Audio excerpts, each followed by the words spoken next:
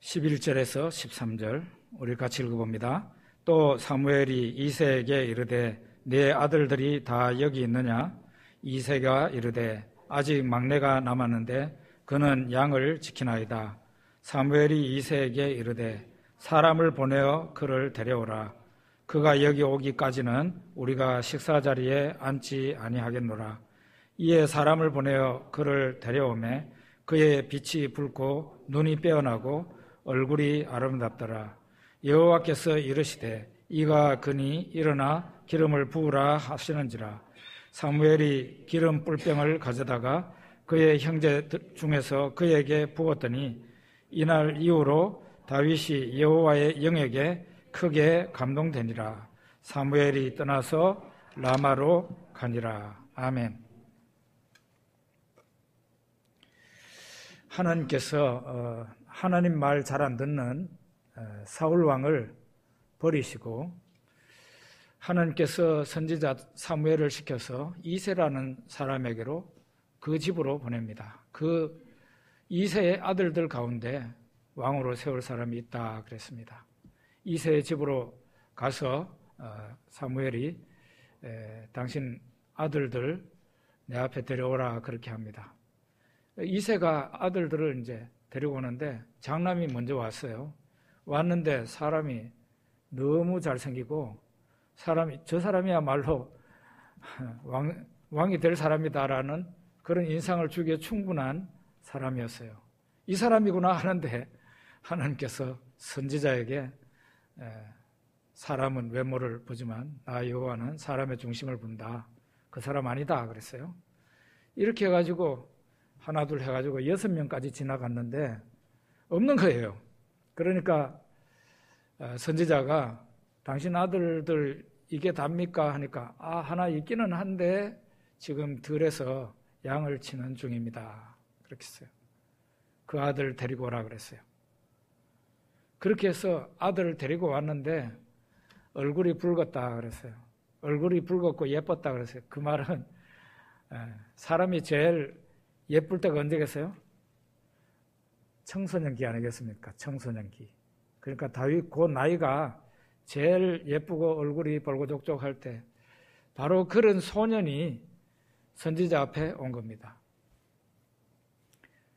선지자 사무엘이 다윗의 머리 위에 기름을 붓고 이스라엘 왕으로 삼았습니다.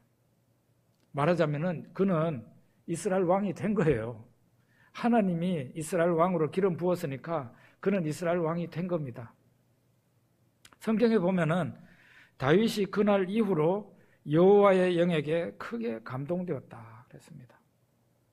저는 이 말씀이 저한테 굉장히 가깝습니다. 왜냐하면은 매번 성령의 은혜와 충만을 기도할 때 하나님 저에게 다윗처럼 다윗이 기름 부음을 받을 때 그날 이후로 여호와의 영에게 크게 감동되니라 했는데 저에게도 하나님의 영에 크게 감동되게 해주십시오. 그렇게 늘 기도하거든요.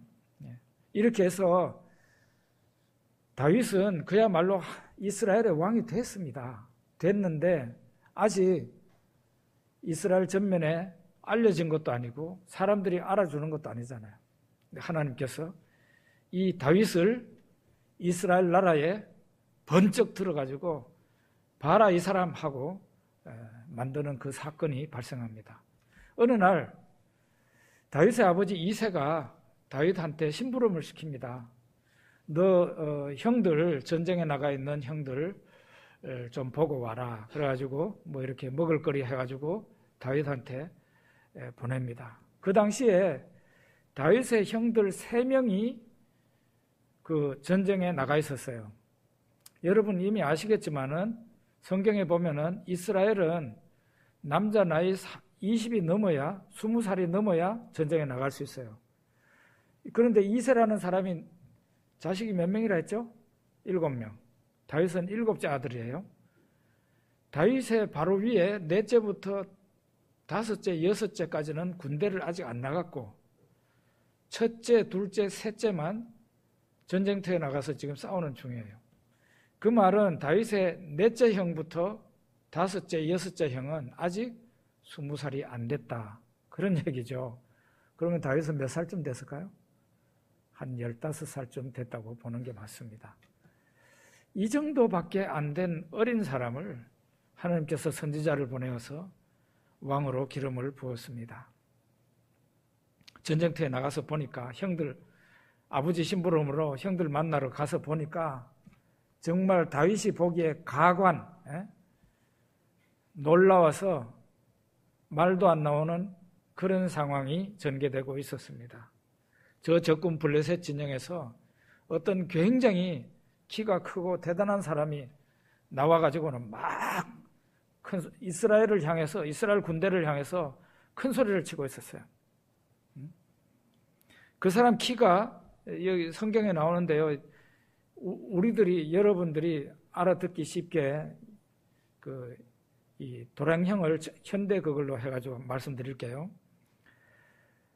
키가 3m나 되고 머리에 노트구를 썼는데 이 놋 갑옷을 또 갑옷이 놋이에요. 57kg 나가는 갑옷을 이렇게 입고 있었어요. 그 사람이 나와가지고 막 큰 소리를 치고 있었어요. 나는 블레셋 사람이다. 너희는 사울의 부하다. 너희 중에 한 사람을 택해가지고 내한테 보내라. 너희가 보낸 그 사람이 나를 죽이면 우리 모두가 다 너희의 종이 될게. 그런데 내가 그 사람을 죽이면 너희 모두가 우리 종이 돼야 된다. 이러면서 막 큰 소리를 치고 있었는데 거기에 사울 왕도 와 있는데 사울 왕도 떠느라고 소리조차 못 내고 군사들이 전부 다 바위 틈에 구멍을 뚫고 흙에 구멍을 뚫고 산에 구멍을 뚫고 떨고 있었어요. 다윗이 그걸 본 겁니다. 그야말로 골리앗이 하나님을 모욕하고 이스라엘 군대를 모욕하는데 이스라엘 군대에 사울왕뿐만 아니라 군인들이 내가 나가서 싸우겠다 하는 사람이 없었던 겁니다. 이 광경을 보다가 다윗이 내가 나가겠다 해가지고 골리앗과 대결하려고 나가게 됩니다.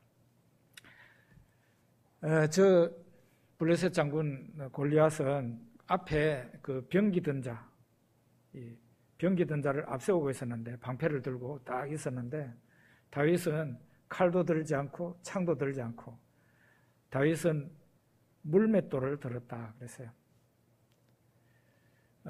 물맷돌을 제가 직접 본 게 몇 번 있었습니다. 저 이스라엘 사람들 사용하는 물맷돌요. 그 전쟁에 사용하는 무기입니다. 그것도 물맷돌이 생각보다 큽니다.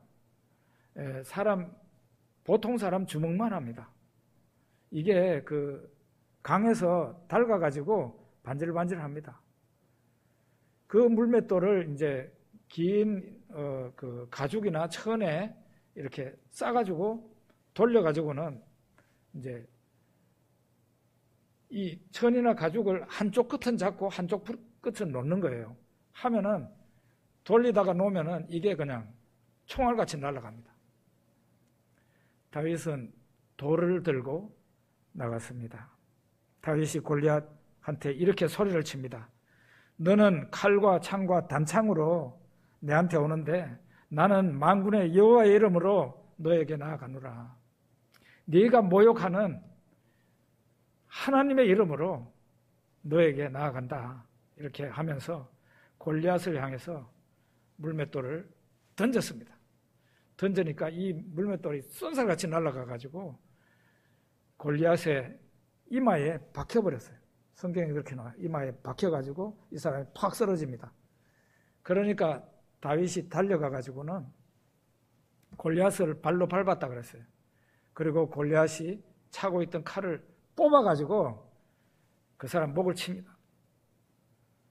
이렇게 되니까 그 광경을 이스라엘 군대가 봤을 거 아니에요. 대부분의 용기를 얻어가지고 전부 다 들고 일어났습니다. 일어나가지고는 블레셋을 쳐들어가가지고 블레셋 사람들 많이 사로잡고 대승을 거두었어요. 대승을. 이렇게 다윗이 골리앗을 죽이고 돌아올 때에 이스라엘 여자들이 환영한다고 나와가지고 노래를 부릅니다.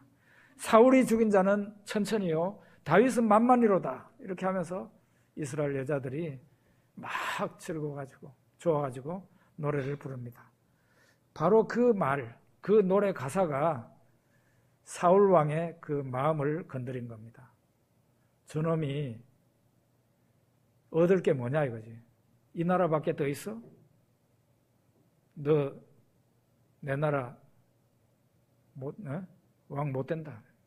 죽이겠다. 이래가지고 그때부터 다윗이 핍박을 받기 시작하고 고난의 길로 들었습니다.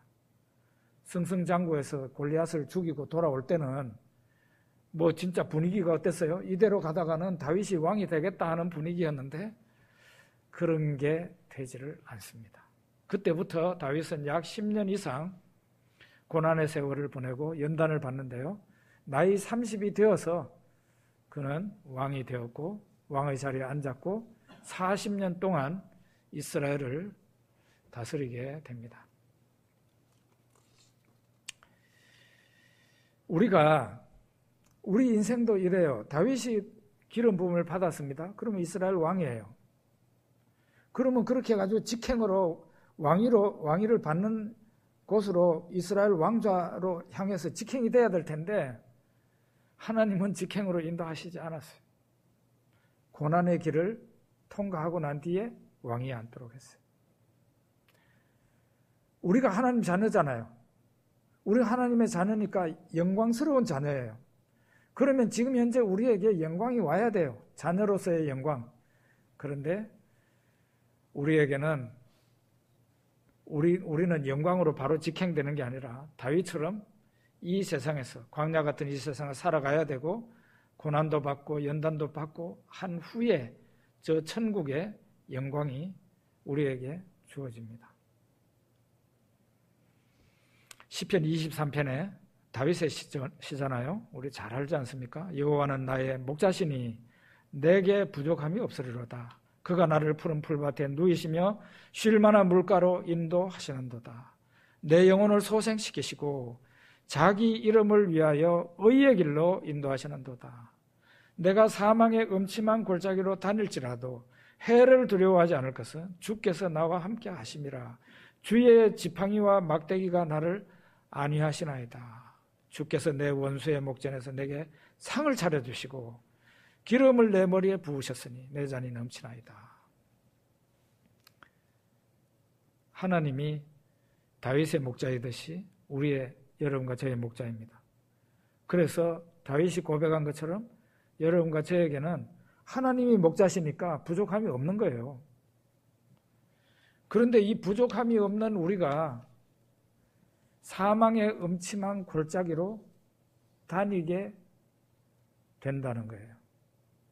부족함이 없다는데 푸른 풀밭 쉴만한 물가로만 가지를 않고 어떨 때는 사망의 음침한 골짜기로 통과할 때도 있다는 겁니다.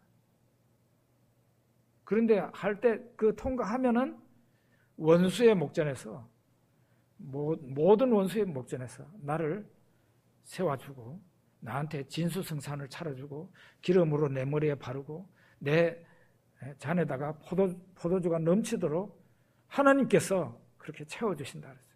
높여주신다 이 말이죠.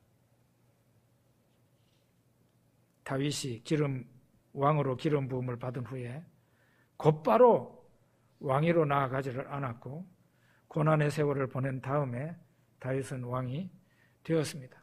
우리 역시 그렇다는 것을 알아야 될 것 같습니다.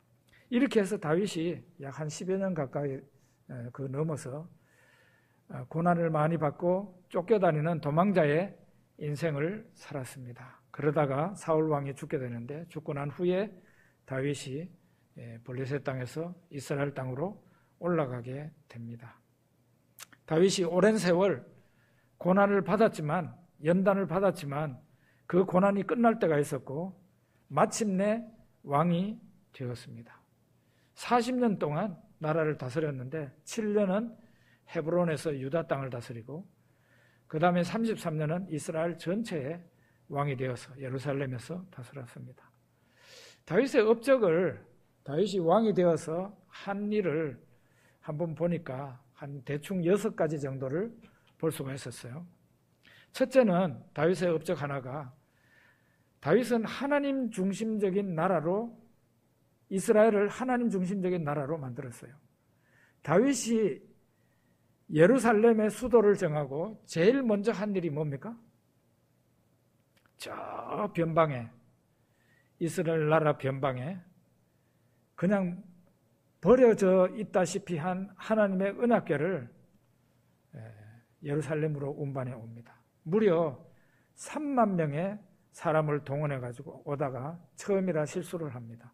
하나님 앞에 잘못하게 되는 거예요.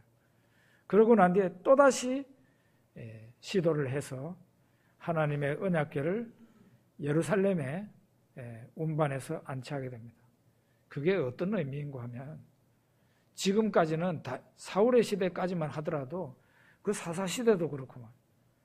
하나님을 이스라엘 백성들이 하나님의 백성인데 하나님을 자기네 중심으로 놓지를 않아요.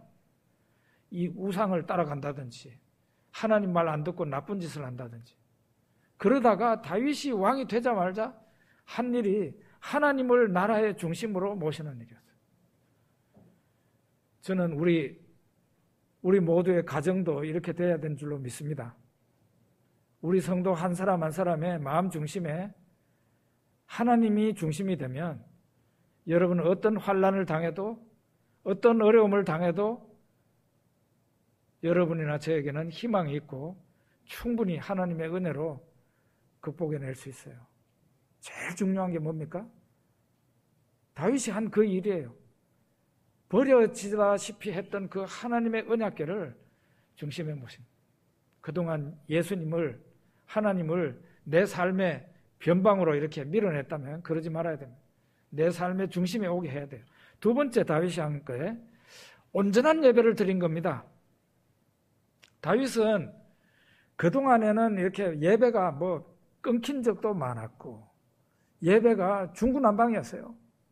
그런데 다윗이 왕이 되고 난 뒤에 한 일이 예배를 잘 드리기 위해서 여러 가지를 했습니다. 성가대를 만들었습니다. 성가대가 다윗의 시대에 세워졌어요. 그런데 요즘 우리는 성가대가 1년 44철 하잖아요. 같은 멤버잖아요. 다윗의 시대에는 레위 지파 사람들이 성가대가 됐는데 저 멀리 사는 사람들도 있단 말이에요. 그 사람들이 당번을 정해가지고 한 달씩 이제 돌아가면서 했어요. 그래서 하나님을 찬송하게 했습니다. 다 순서를 짰어요. 그리고 성전 문지기도 다 이렇게 그 순서를 해가지고 그 일반인들이 하나님 앞에 함부로 접근하지 못하도록 그렇게 다 하고 체계를 갖추어서 예배를 잘 드리는 그런 나라가 되도록 한 것이 다윗이 한 일이다 그랬어요. 제가 오래전에 얘기지만은 제가 어느 날 새벽에 기도를 하는데 그때 아주 강한 책망을 받았습니다. 하나님 앞에. 하나님께서 저에게 너희 교회에서 드리는 예배가 왜 그따구냐 그러시더라고요. 그러면서 저한테 실례를 보여주시는 말을 하는데, 너 밥 먹다가 숟가락에 밥을 딱 떴다가 그 밥덩어리가 땅바닥에 흙바닥에 툭 떨어졌어. 그 흙바닥에 떨어져서 흙범벅이 된 그 밥을 네가 먹을 수 있냐 못 먹냐? 왜 너희들은 내한테 드리는 예배가 흙이 묻어버린 그 밥덩어리 같은 예배를 드리냐? 그랬어요. 그때 제가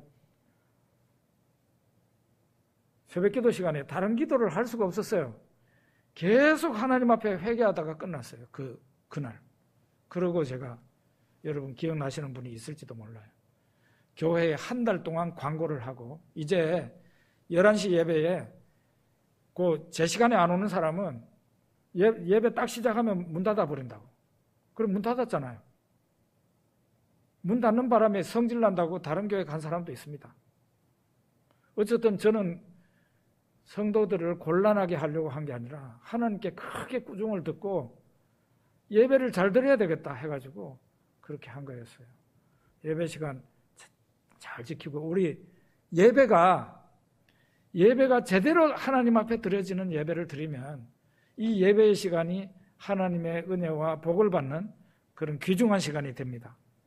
세 번째는 주변 나라를 정복했어요. 이전에는 다윗까지, 여호수아부터 다윗까지가 약 400년 정도 됩니다. 이 400년 동안을 계속 그 주변에 있는 이방인들에게 짓밟혔어요. 하나님의 백성이라는 자들이 계속 짓밟히는 거예요. 이방인들이, 블레셋 사람들이 와서 짓밟고, 저 동쪽에서 아라비아 사람들이 와서 짓밟고, 이게 뭐 하나님의 백성이라고 말을 할 수 없을 정도로. 하나님의 백성이 짓밟히면 어떤 일이 생기는지 아십니까?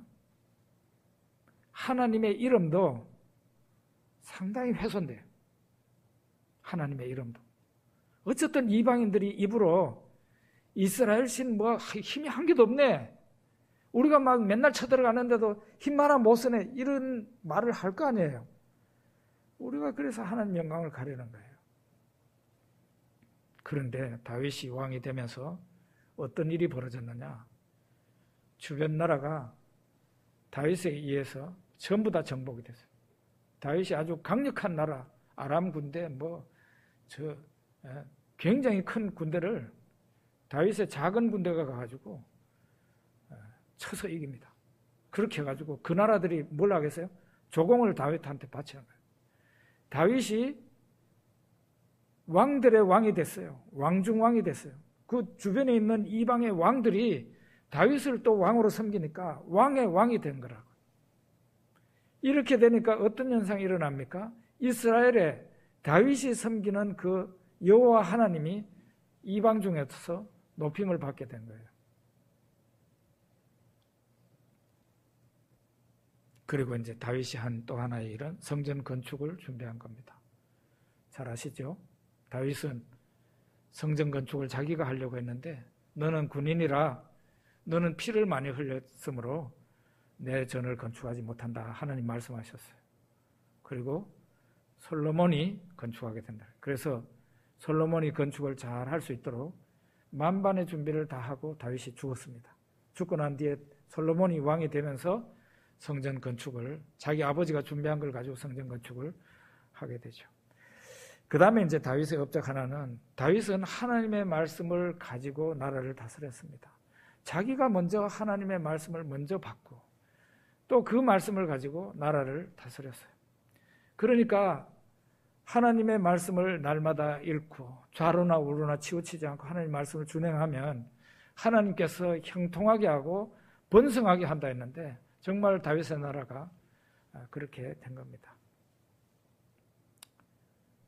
저는 그렇게 생각해요. 우리 모두가 다 다윗같이 살면, 다윗같이 하나님 앞에서 살면 다윗 같은 그런 복을 우리 모두가 받을 수 있다. 저는 그렇게 믿습니다.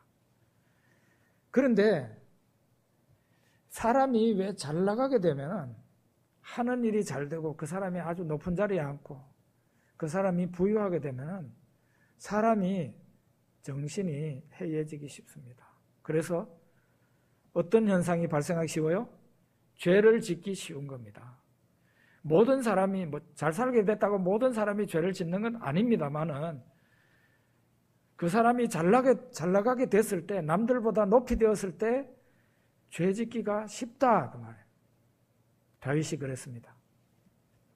다윗이 왕이 되어서, 왕이 되기 전에는 도망다니고 고생할 때는 죄 지은 일이 없었던 다윗이 왕이 되고 난 후에 두 가지 큰 죄를 짓는데, 하나는 간음죄, 또 하나는 인구조사를 한 죄입니다.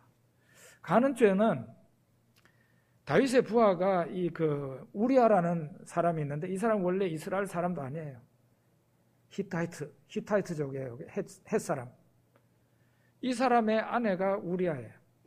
우리아의 아내가 집에 혼자 있고, 우리아는 요단강 동쪽편으로 가가지고 지금 전쟁을 하고 있는 거예요. 전쟁하고 있는 그 부하의 아내와 이 간음을 저지릅니다. 다윗이 그런 나쁜 짓을 하게 돼요. 사람이 이 성적인 죄, 간음죄는 이게요, 지가 죽는 줄 알면서도 그 길로 들어갑니다. 이게 굉장히 특별한 죄예요. 불이 홀홀 타고 있는데, 밤에 불이 홀홀 타고 있는데 막 나방들이 와가지고 그 불로 돌진하는 거 보셨어요? 안 보셨어요? 보셨죠? 간음죄가 그런 죄예요. 간음죄를 저지르는 순간에 그 사람은 파멸이에요. 그 사람만 파멸합니까? 가정이 있는 사람 같으면 가정도, 가족들도 이 가슴이, 마음이 갈갈이 다 찢어진, 평생 그게 치유가 되겠습니까? 치유되기 어려워요. 그런데도 간음죄를 짓는 사람은 짓습니다. 지가 파멸로 가는 줄 알면서도 짓습니다. 그래서 세상의 바보 가운데 가장 어리석은 바보가 간음죄 저지르는 사람이에요. 다윗이 바로 그런 죄를 지은 겁니다. 그 죄를 짓고 난 뒤에 여자가 임신을 했다고 알려왔어요. 그러니까 다윗이 그 죄를 좀 어떻게 좀 이렇게 덮으려고 하다가 그게 뜻대로 안 되니까 편지를 요압 장군한테 보내가지고 이 우리아라는 사람을, 여자의 남편을 제일 적군이 달려나오는 그 제일 위험한 곳에 보내가지고 죽게 하라 그랬어요. 편지에 죽게 하라고. 그래서 요압이 나중에 회신을 하는데 우리아도 죽었습니다. 그러면서 답신이 와. 다윗이 간음죄를 저지른 데다가 그 귀한 충성스러운 자기 부하죠. 부하의 아내를 범하고 그 부하를 전쟁터에서 죽게 한 거예요. 그러니까 이 간음죄는 간음죄로 끝나질 않아요. 간음죄는 다른 죄를 또 저지르게 됐어요. 간음죄 때문에. 제가 중국 남방에서 마약하는 사람들 그 시설을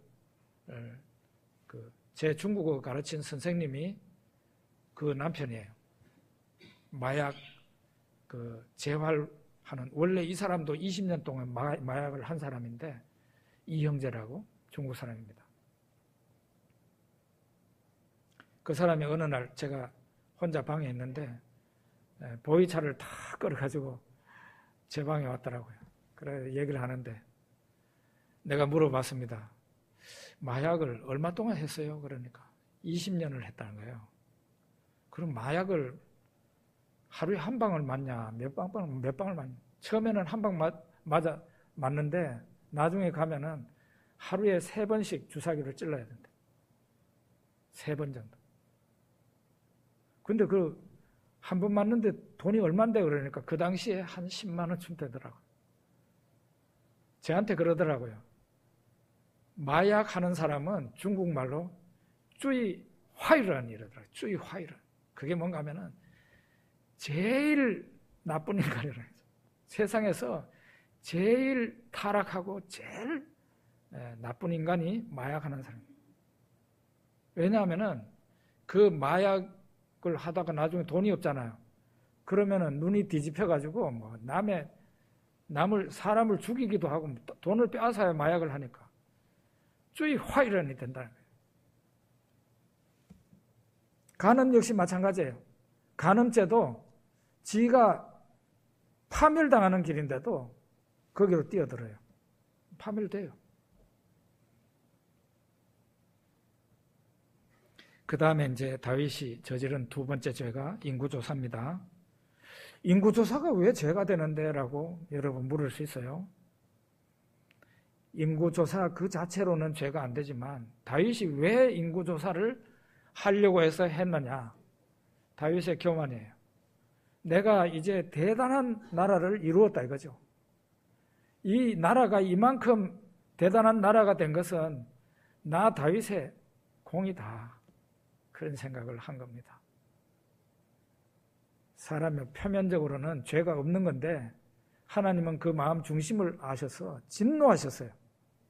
진노하셨습니다. 이 보통 노하는 게 아니라 아주 진노하셨어요. 다윗의 교만으로 인해 가지고.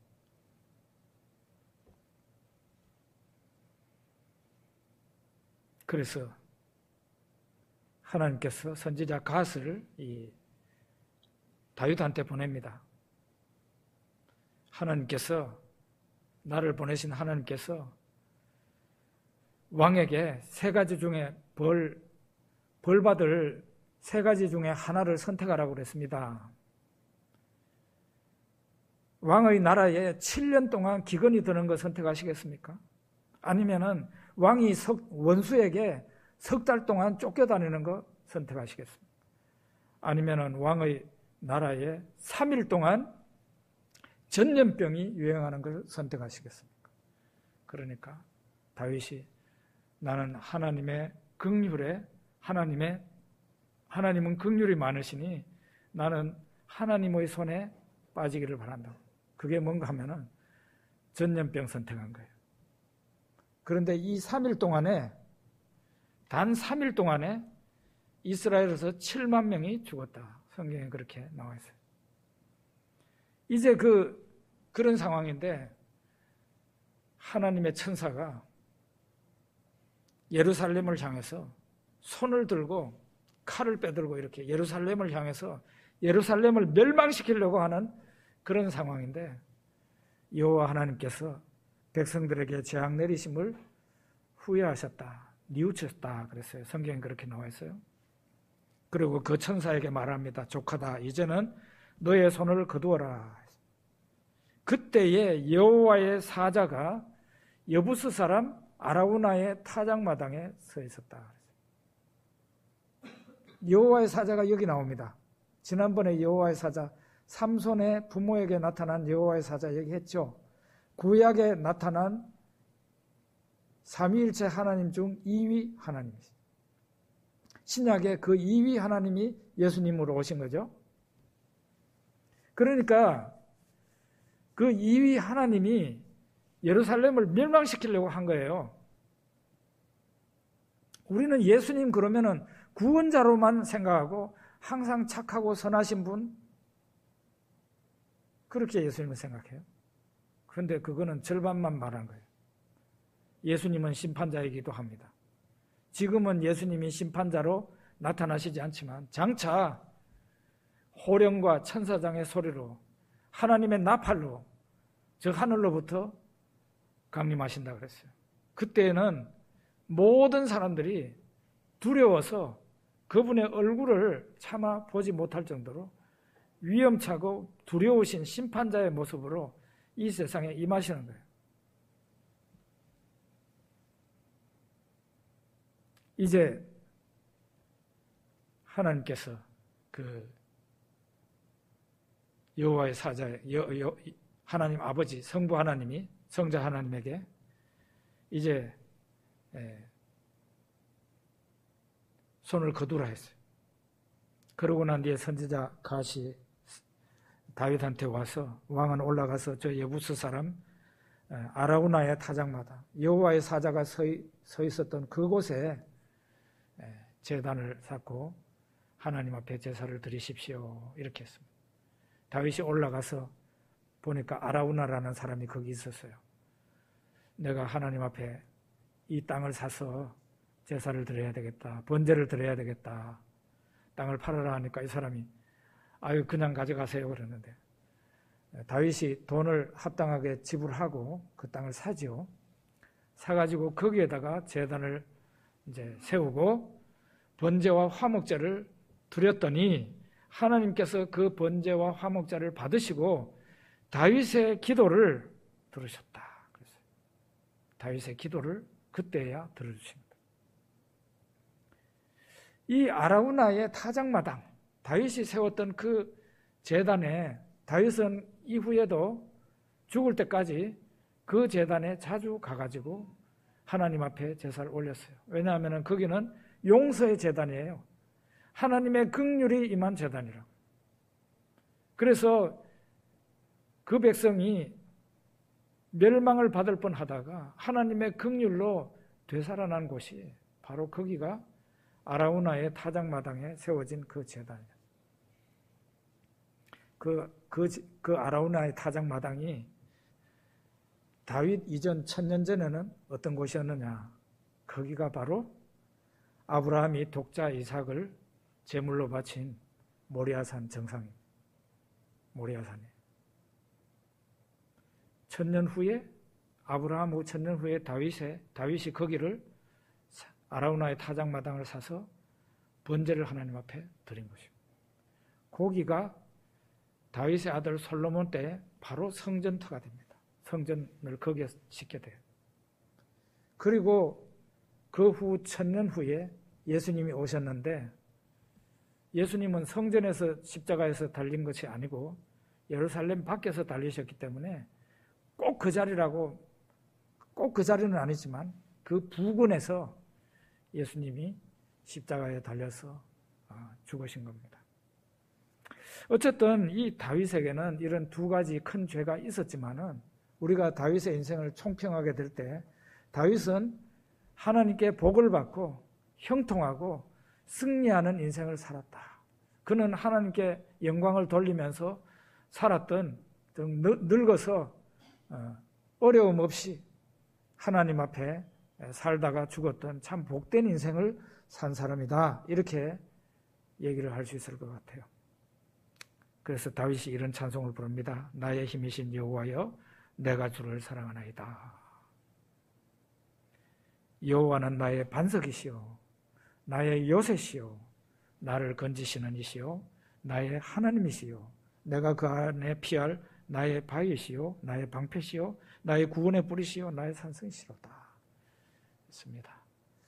우리 모두가 다 다윗처럼 하나님을 내 앞에 모시고 하루하루 살아감으로써 복된 그런 인생 살다가 하늘나라 갈 수 있길 바랍니다. 기도하겠습니다.